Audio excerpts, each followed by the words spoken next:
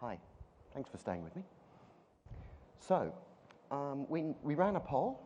Oh, how do we go back? That way? No. Oh, that's what I thought. Right, there we are. And of course the answer, which I think came up a little while ago, of course the answer is D, but it was a bit of a trick question really, because the reason I honestly played that video clip was the fact that it's had over 3.2 million views on YouTube. 3.2 million views on YouTube. And it just is a great demonstration of the power of video, recorded content when you combine it with social media.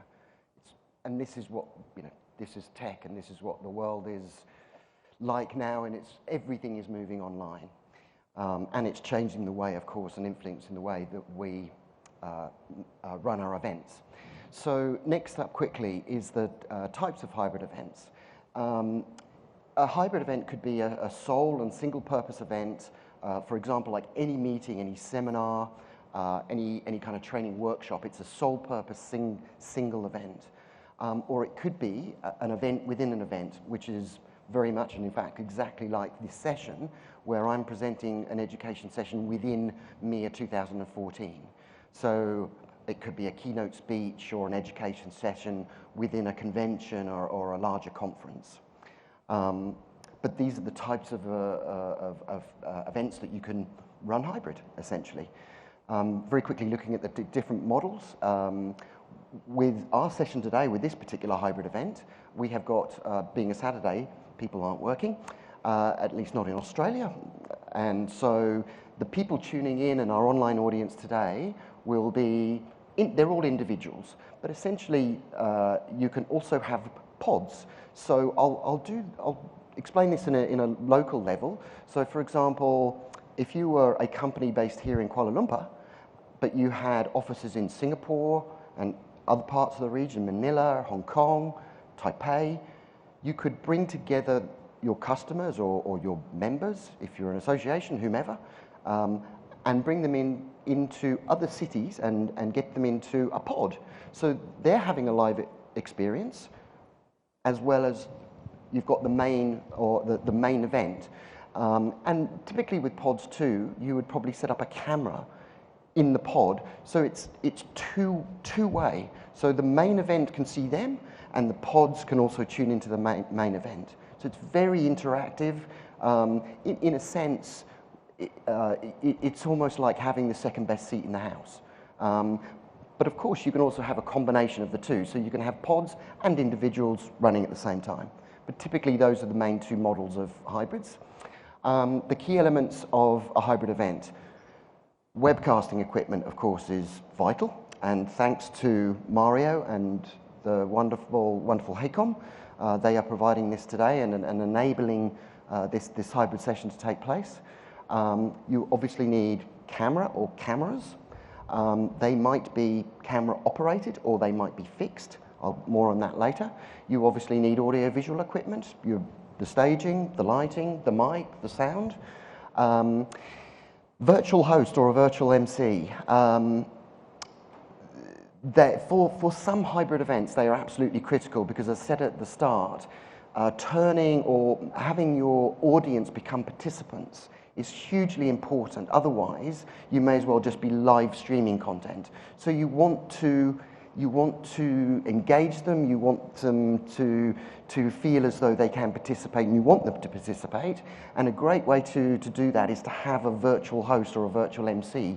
So particularly during perhaps a tea break, if you can still engage the audience or provide them with special content, whilst at the main event, everyone's going off to have a tea break, or it could be lunch. You could do speaker interviews, you could provide them with unique content, it could be pre-recorded video, but that virtual MC or that virtual host, again, is vital to keep the engagement going with your online audience. Social media monitor, again, is the person that is managing the questions, the feedback from your your online or virtual audience.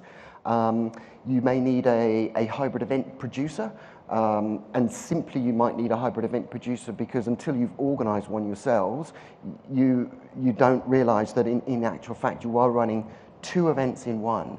You've got your live audience and you've got that down pat, but it's looking after the virtual audience and the online audience, which is the key to create a successful hybrid event. And of course, with the many elements involved, teamwork is vitally important, of course. So what are the key considerations of a hybrid? Again, strictly speaking, or particularly with the view of the online audience and their needs, the best way I can describe it is you need to think like a TV show producer. So you've got to picture yourself in front of a screen, watching content over the internet and understand the experience that you are having or that your online audience is going to have. So what I'm talking about there is the backdrop, the stage, how the stage might be set up, the furniture on the stage, the lighting, how many cameras? Should we have one at the back, so shooting forward? Should we have a second fixed one maybe up here that shoots back? So you start thinking about, oh, okay, so I'm sitting down watching my favourite TV show. How am I going to produce this? How for the online audience, what experience am I going to give them? Obviously, having two cameras and having a camera operator will provide a much better experience than just having one fixed camera. If there was only one fixed camera, I would have to stand still. I can't, I can move around because my operator at the back is following me everywhere I go. But you can imagine the online experience if it was just one fixed camera, because anyone that you had on stage would just have to stand there in one spot, not move. Venue suitability, probably the key element on that is your internet connection and your Wi-Fi. So, I mean, venue selection is always critical, even for a live event, making sure that your event, your venue fits the event. But with a hybrid, you also need to think about the technologies involved, and hence your internet connection, your bandwidth, the speed of the internet, and Wi-Fi. The Wi-Fi, of course, for if you're running polls, and also if you've got a back channel, which is typically a Twitter hashtag. Your audiovisual company, again, as I mentioned just a little while ago, is your mics, hugely important, your sound, your lighting, the staging. Speakers, wow, I could write a book on that. Speakers, really important for a lot of speakers, they might not have been filmed and recorded before, and you need to, if you like, mentor them and prepare them for a virtual audience. So you'll see me every now and again, and I'm deliberately looking up and engaging the camera at the back because I know that there are people watching out there. So I'm not just focused here on you. I'm also occasionally looking up the back. So I'm still creating engagement with my online audience. The speakers too, their slide deck, making sure it's compatible, checking their slides, even what they're wearing. Don't wear stripy shirts. Ever seen a stripy shirt on a TV? Doesn't look good, so you try to avoid stripy shirts. But again, with hugely important to mentor and brief your speakers on what's needed and required. Hugely important too is a strategy. I mean, an online audience does not materialize out of thin air. So you've got to have, as you do with your live audience, you need to think about your promotion, your marketing, when you market, how often are you going to market to them? Are you going to charge them to view content, or is it going to be free? Are you going to offer pay-per-view viewing post-event? You're going to put the content online. How long is it going to stay online for? Maybe you might put it up and for the first month you charge for it, and then after a month it's free. So you need a strategy for all of that and planning as you do with a live audience. And again, as I will continually mention, you know, you've got to encourage participation. Now, I realized at the start, some of the online audience weren't online. So for those of you that are out there, hi again. But if you, any time during the session, if you want to send in questions, just use your chat line on your user interface, or you can use the hashtag MiaKL2014 if you're a Twitter user. Considerations. Oh, we've done that, sorry. Here we are. Benefits. Most important, of course. Let's talk about what the benefits are of a hybrid. Extended reach is probably up there as, in many cases, as number one. The content of the four walls of your venue are no barrier when you are streaming content over the internet. It can go out to anyone, anywhere, anytime. So obviously, and that's why I showed the Georgia Tech video clip. 3.2 million views on YouTube. Now imagine if that had not been recorded. I mean, that was just a freshman speech in a university in the US. But you can imagine any content coming out of your event or events, you can stream it out. There's always going to be people that would like to attend your event but can't. They might have a schedule clash. It could be their son's birthday. It could be their brother's wedding. It's too far to travel, whatever it might be. No problem. We'll bring the event to you. We'll just stream it to you. And you're, obviously, when doing that, you're increasing the audience size. So you're not confined just to the people that can physically make your event in person, but also you've got a second audience that are watching the content and you're engaging them online, increasing engagement. Obviously, if you're going to live stream and have cameras, it makes perfect sense to record and capture the footage, which is exactly what is going to happen with this event. So for those that would like to see the event again, or for those that miss it, it'll get recorded, it'll get archived, it'll be a legacy, and so it creates engagement and extends the life of the event outside of its physical time. Excuse me. Increasing revenue. Of course, as I mentioned previously too, there are two ways that you can monetize a hybrid event. Obviously, you can do pay-per-view. You can pay for people to watch it live. You can pay for people, you can charge people to watch post-event recordings, but you can also monetize it through sponsorship. So on the user interface and on the recorded material, you can have logos. You could have a pre-roll video of a sponsor or an advert. And this is how you can monetize and increase the revenue from a hybrid. And of course, if you're an association, increase membership because you're engaging. As I once said to an association event planner, if you're an association and you're getting 15, 20% of your member base to your signature event, you are doing well. And so what are you doing with the 85% that don't make it? Are you ignoring them?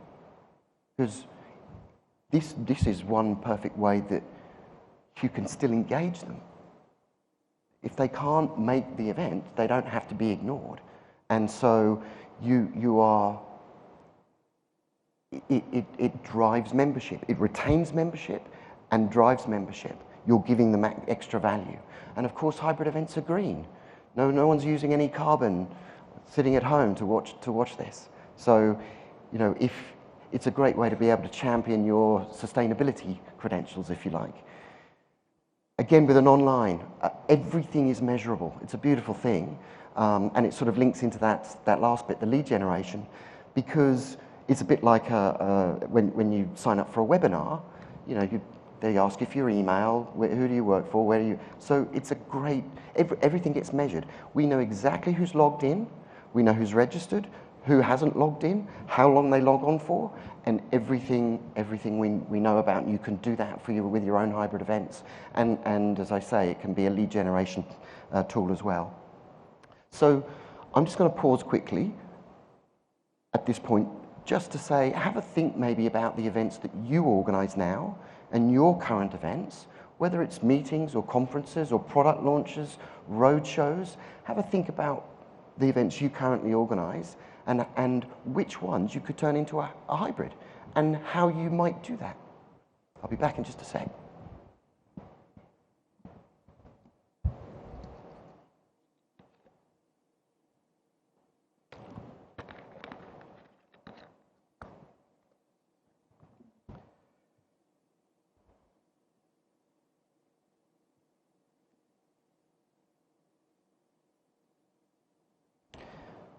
Pete, I don't think we've got any questions yet, do we? Not looking at it? Okay. I've got a mic up here. Does anyone have a question? Anyone want to ask any questions at this point? Yeah. Thanks, Maria. Just nothing too tricky, though. Hi, I'm Anne-Marie from Melbourne, Australian Institute of Superannuation Trustees. And Yes. I just want to know how much all this costs, because we have major events and we bring lots of our speakers in from overseas. So I'm very curious as to how much all this costs. Where's Mario? No. There are several webcasting companies within Australia that you could approach. Obviously, Haycom being one, there are others. A lot of, what I'm seeing is that a lot of audiovisual companies are getting into webcasting because they see that that's the future. That's the signal for you to be filming and live streaming or webcasting your events too. But essentially, and I'm just a ballpark because they do have different charges. It's not just like one set fee, but for a half day webcast with camera operator, camera, all of the equipment, you're probably looking at about $6,000 to $7,000 for a half day.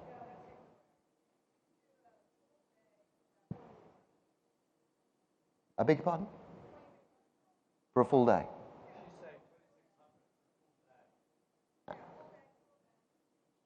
And who would that be through? And you're with Impact AV?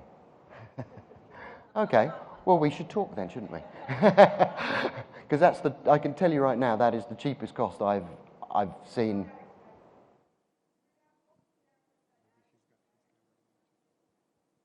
Yeah. Well, that seems incredibly, let's just say it's great value. Sorry, did that answer your question? You've got 2,600 up the back here. Yep, bite our hand off for that money, yeah. Okay, so any other question right now? Yes. Oh, we need that mic back. Sorry, Mario. Hi, I'm Zarina from MCI. We haven't had a chance, well, in my current employment with MCI, I haven't had a chance to work with a client on a hybrid meeting yet, although we're continuing to pitch it.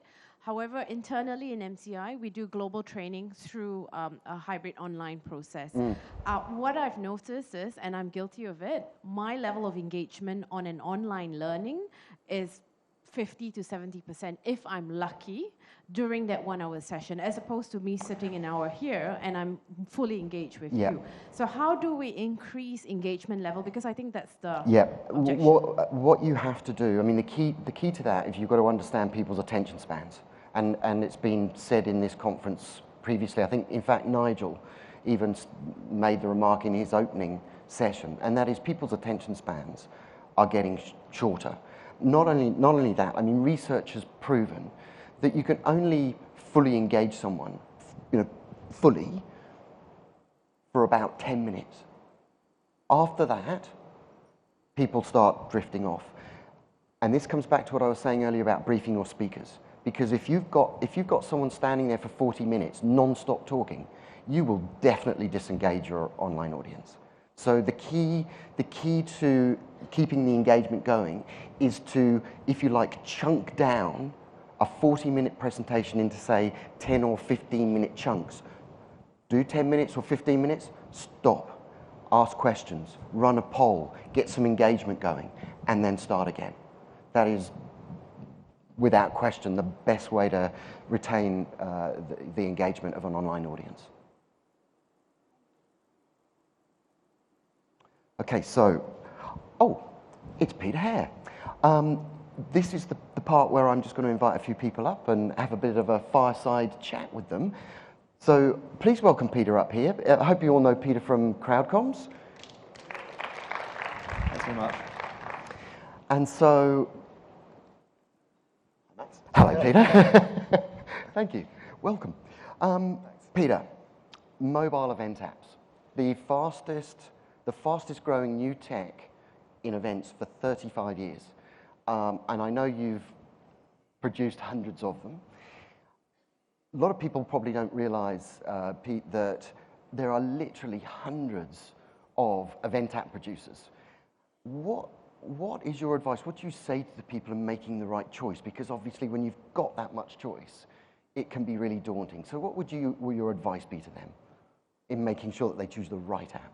Yeah, it's a very good question, Max, because when we started looking at it, it's about 3.5 years ago, we looked at about 50 different types of technology. Now there's literally hundreds.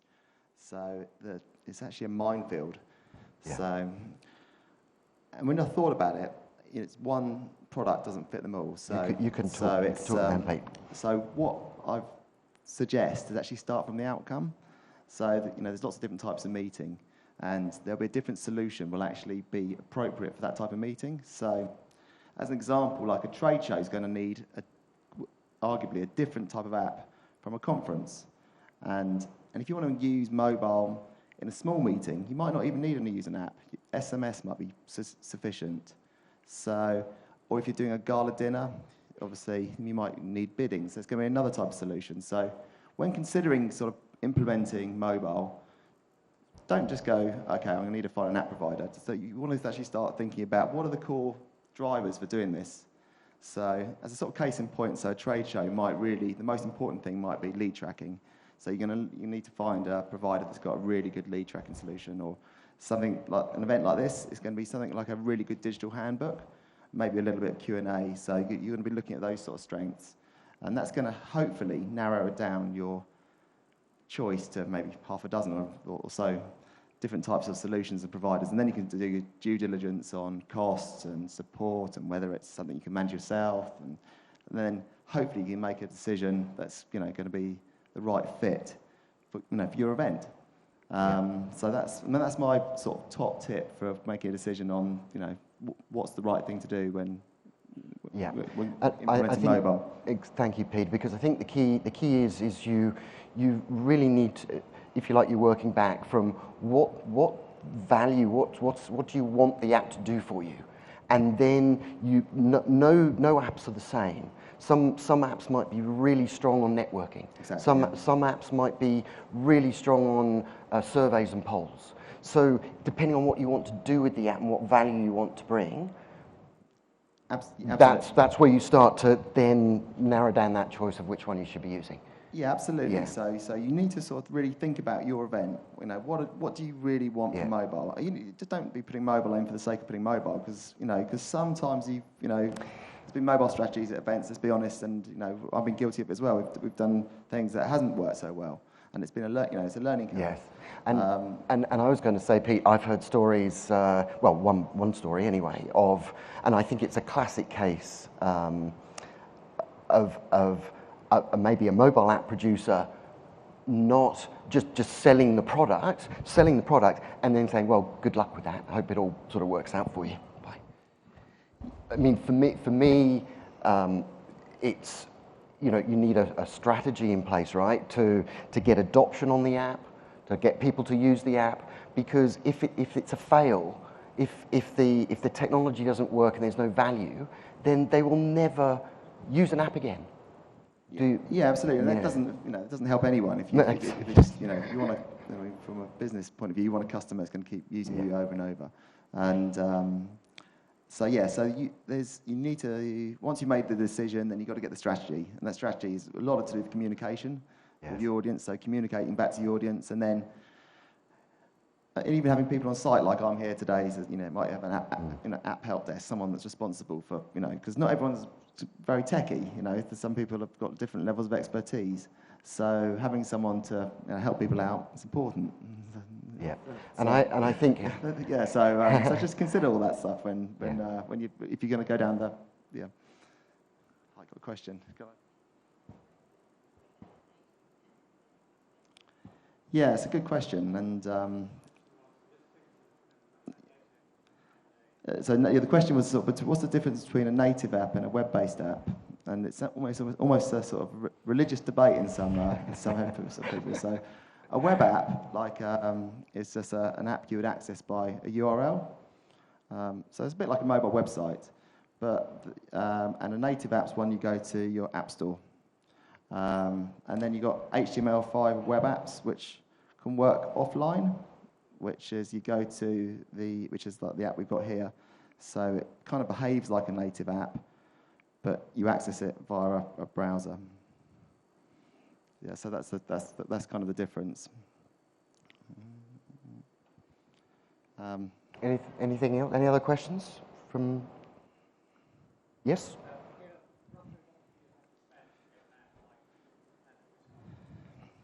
Yeah, I mean, so the sort of varying cost for apps, you know, is from $1,000 to sort of 10 grand is the typical sort of cost, and a lot of it depends on who's going to do the legwork and building the app. So, you know, many platforms, people are just taking it in-house now and just sort of populating it. So, yeah, it's if something, you know, yeah. So, sorry.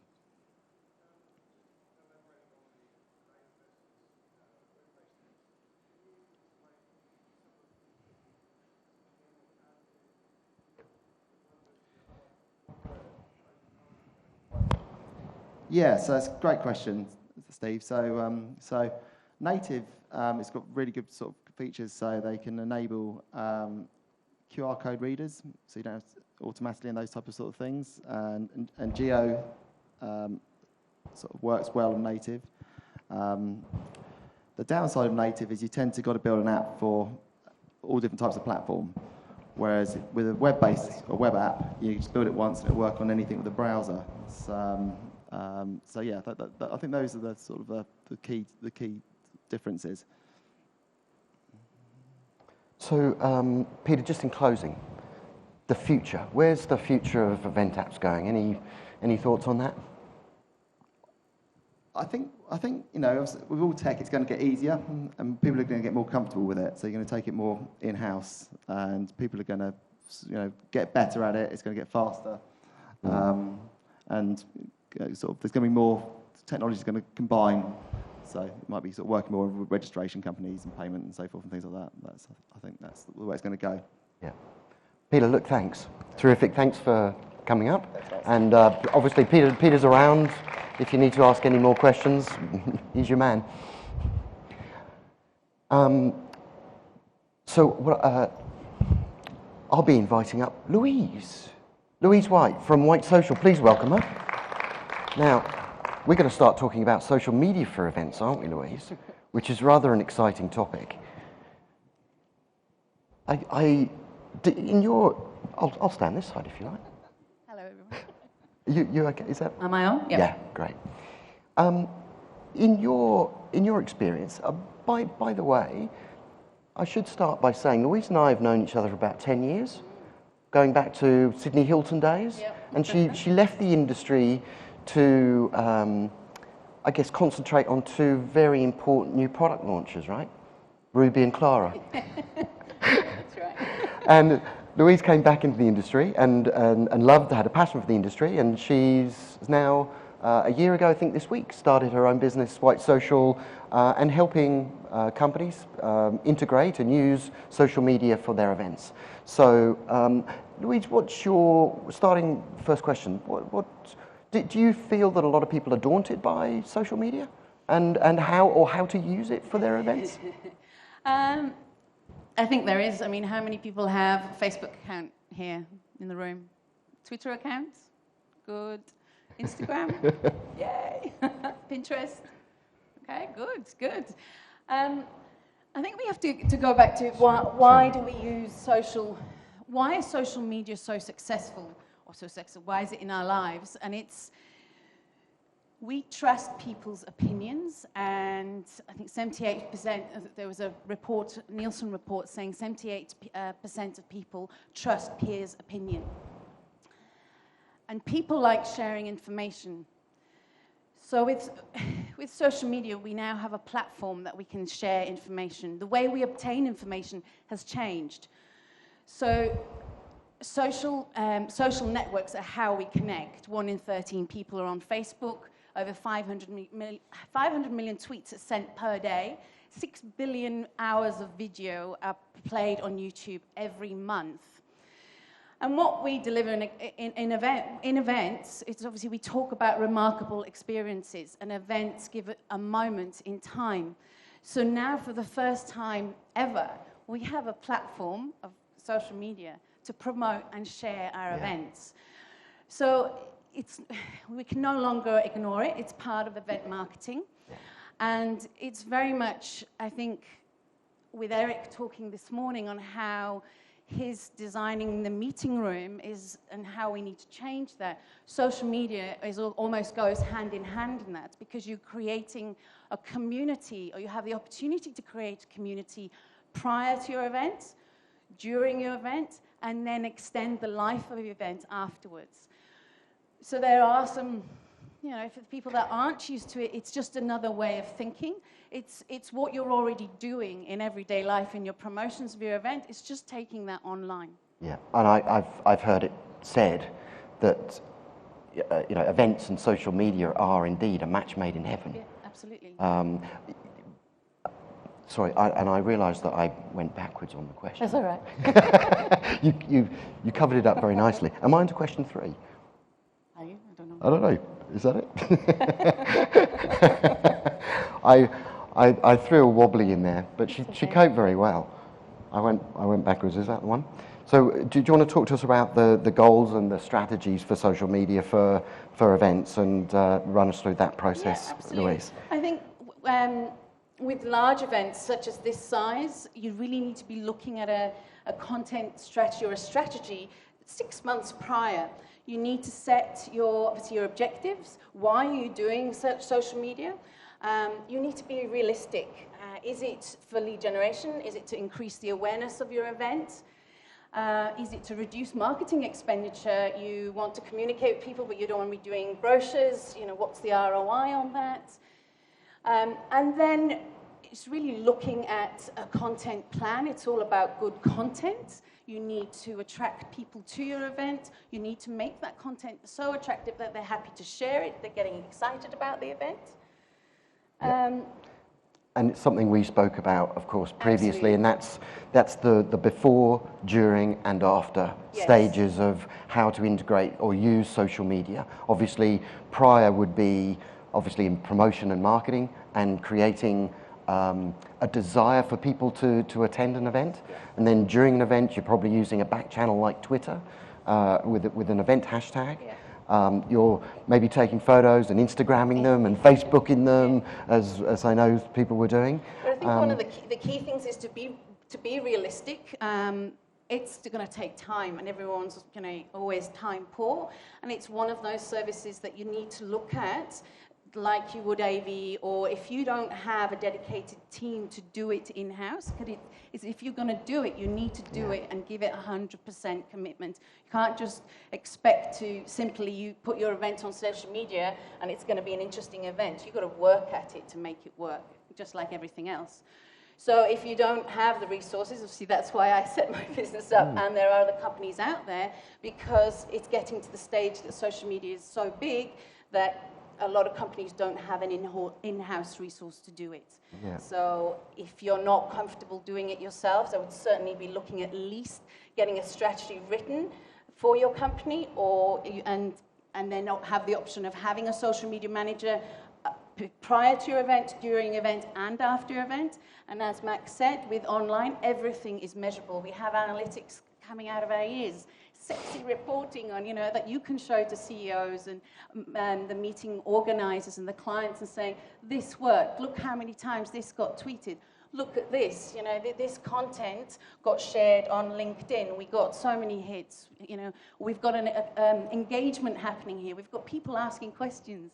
You can ask polls, you can get people involved prior to the meeting, prior to building your strategy. You can just throw out some questions. What works? What do people like? What do people don't like? You know, do they want to go and get their own chair, like Eric said? You know, but you can test the audience here. Just ask the questions. So it's a very exciting time, and there's change. So and of course, Louise, with younger generations coming through, it's only going to get bigger. There's what is it? Over 2 billion people on social media every day. And a lot of people think that a lot of people, the older people, think that it's, you know, social media is just for the kids. But for example, the fastest growing demographic, I think, on Facebook is actually 45 to 55. That's the fastest growing demographic now for people signing up on Facebook. So it isn't just for the kids.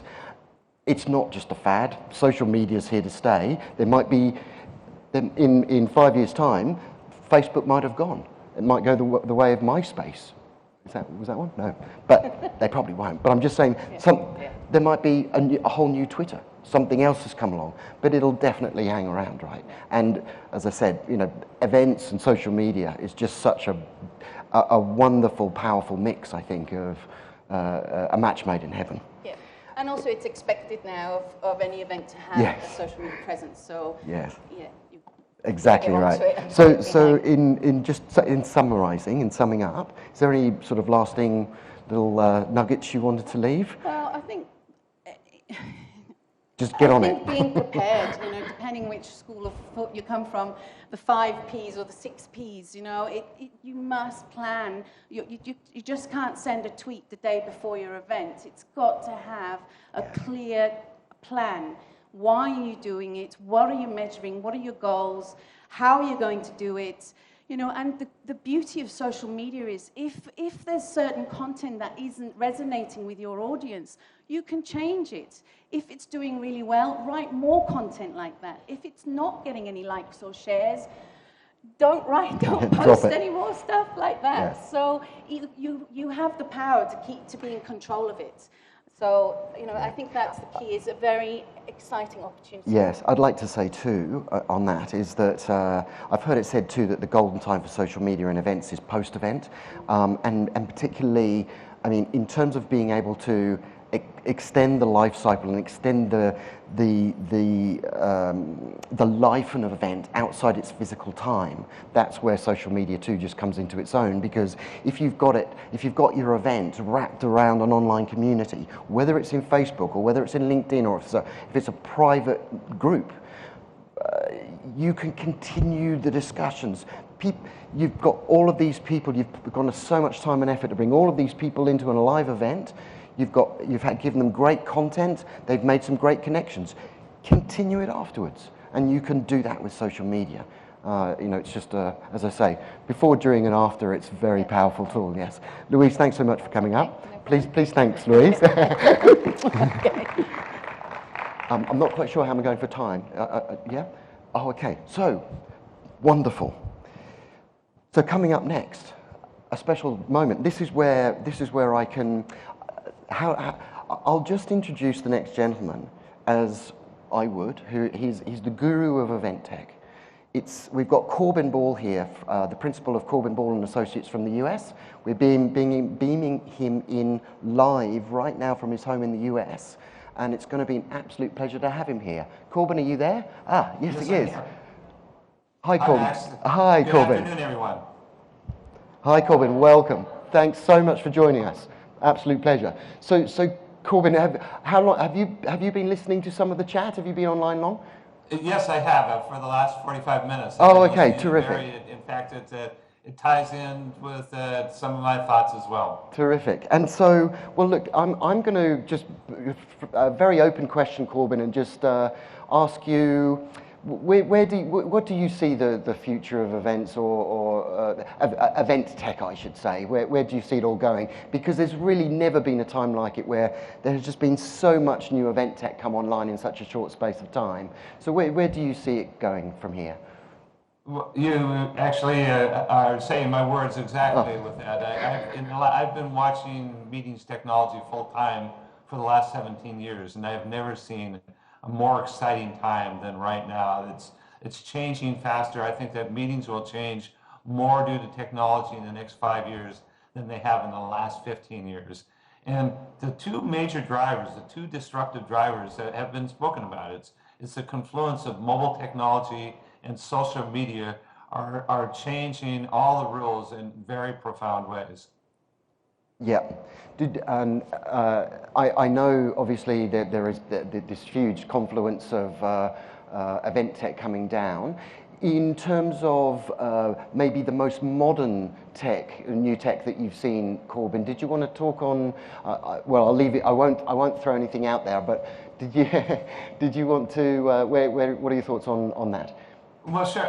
But one of the things that's happening is, and the fundamental change is everybody now is carrying around a mobile device, and that's when you consider the tether to the supercomputers in the sky, we're carrying around supercomputers that have so many capabilities for networking, for getting information, for wayfinding, for communicating to post out to the social media channels. That is the fundamental driver that's bringing everything together. The exciting new technology, that's the interesting thing about watching technology is that there's so many new things popping up right now. One of the ones that I'm personally most excited about, because I think that this is one that you're going to see a very significant impact in just these next 6 or 7 months, is iBeacon technology, or using Bluetooth Low Energy technology. These beacons can, first of all, they're inexpensive. They're less than $10 each US. They have a long range, over up to 50 meters. One battery will last over a year in these beacons, and they can provide a whole range if you spread them throughout a meeting facility, for example. They can do a whole range of tools, from directional wayfinding to measuring where people are, to measuring dwell time in exhibit booths and how long people are interested in that, to social media exchange, to being able to, if you walk in, if you have it, it will be tied in with your event app. And as you walk into the registration area, you can get a notice that welcome to the registration, your badge is being printed out now at station number 6. You know, it goes on and on and on.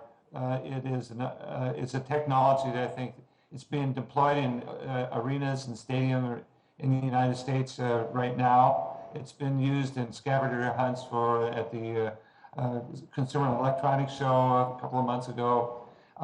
This is definitely going to have an impact. All the major event app developers in the United States are working on it, and you'll be seeing deployment just in these next few months for them. Yeah. I've read a little bit about iBeacons, and everyone's starting to talk about it. So it's sort of fresh, but I think it'll probably get some adoption over time. What's your view on something like Google Glass or augmented reality, Corbin? Carry on. Well, wearable technology was one of the hot items at the Consumer Electronics Show as well, and I think that there's great potential for that.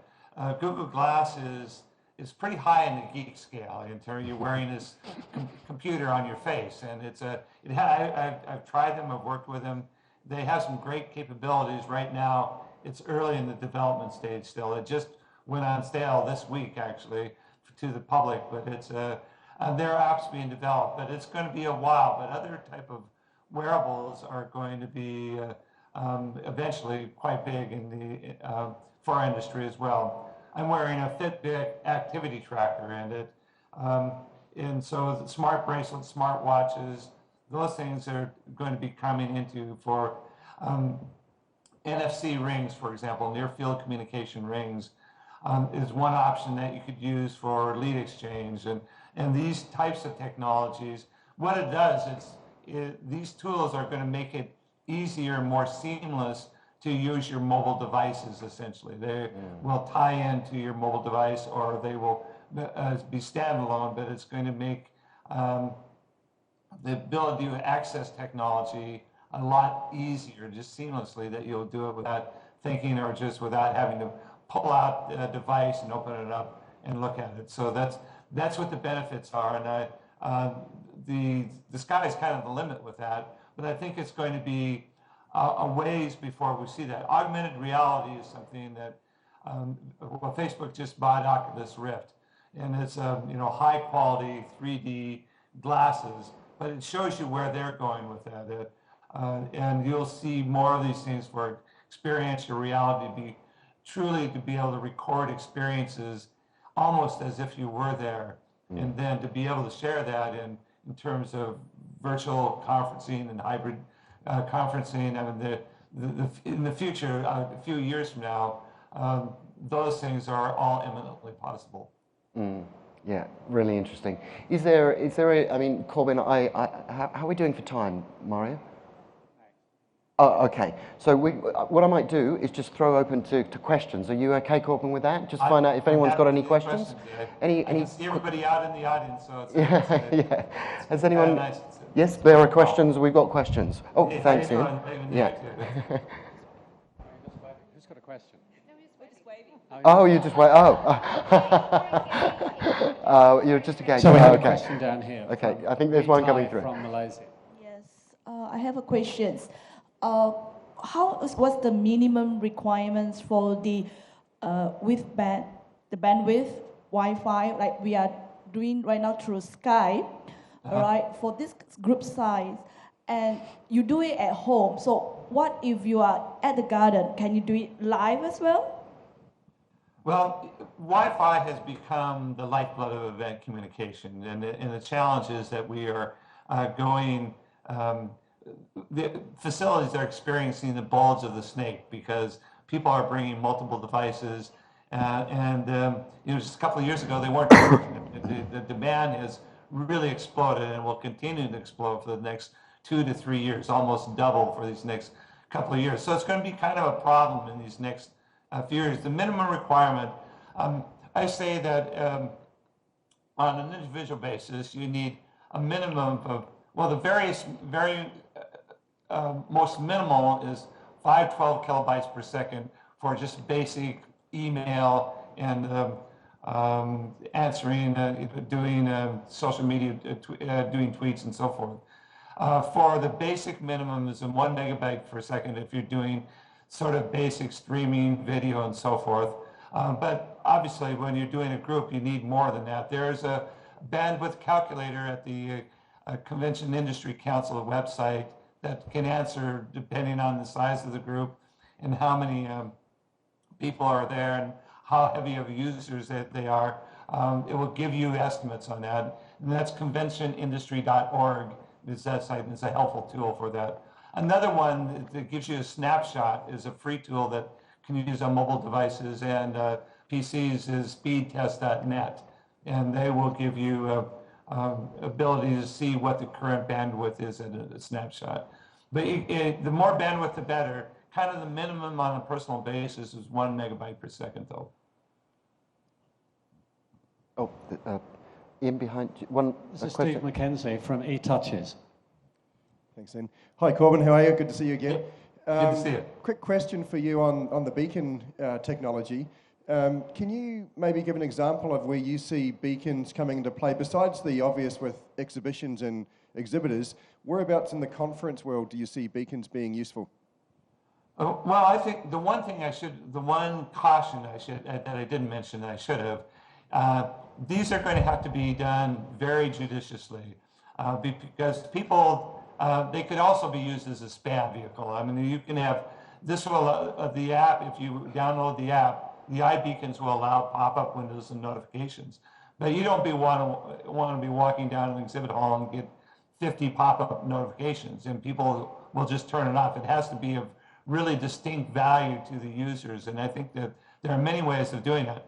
For lead exchange, for being able to do social media interaction, for wayfinding throughout a facility, are all examples of how these things can help. For automated welcome and check-in capabilities, to know when you're in a virtual perimeter what's around you and what the benefits are and when things are happening. Those things can all be brought in. Genie Connect just made an announcement this week that they're going to be using social iBeacon for audience polling and interaction capabilities. So there's just lots of ways. The sky's the limit. And what's the real difference about this technology compared to other technologies that have been tried, such as NFC, which does have a place for that. But this is being adopted by both Apple and Android. And so you have the wide spectrum of mobile devices that this will be able to use for, and that really opens it up. That makes it a lot more accessible to more people. Okay, Corbin, thank you so much. We're going to have to wrap it up there. I'm being given the signal. But look, obviously just wanted to thank you so much for your time, and great experience for me to be able to do this. I'm just going to thank a few people, including yourself, of course, Corbin, which I've just done. Am I going to go to the next slide?